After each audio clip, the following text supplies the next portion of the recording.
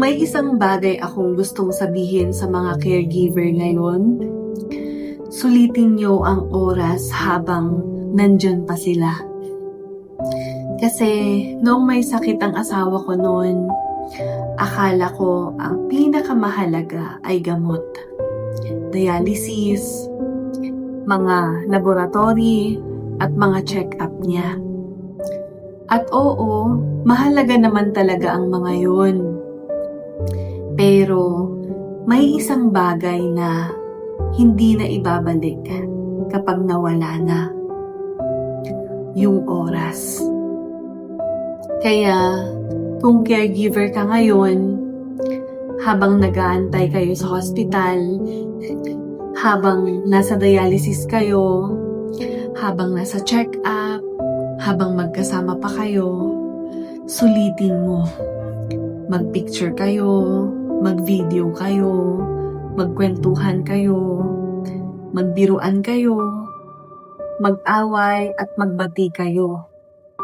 Kasi darating ang panahon na hindi mo nahahanapin yung pagod, hindi mo nahahanapin yung gastos, hindi mo nahahanapin yung puyat. Ang hahanapin mo na ay yung tao. At isa pa, alagaan mo rin yung sarili mo. Kasi maraming caregiver ang magaling mag-alaga ng mahal nila sa buhay. Pero nakakalimutang alagaan ang sarili nila. At aaminin ko, isa ako sa mga yun. Kaya kung caregiver ka ngayon, hindi ko sasabihin magiging madali. Hindi ko sasabihin hindi ka mapapagod.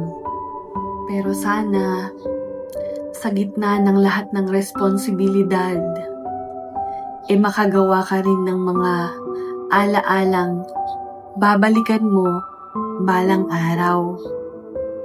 Kasi ngayon, yung mga simpleng video, mga simpleng larawan namin, at mga simpleng sandaling akala ko ordinaryo lang, yun na pala yung pinaka mahalagang kayamanan ko ngayon.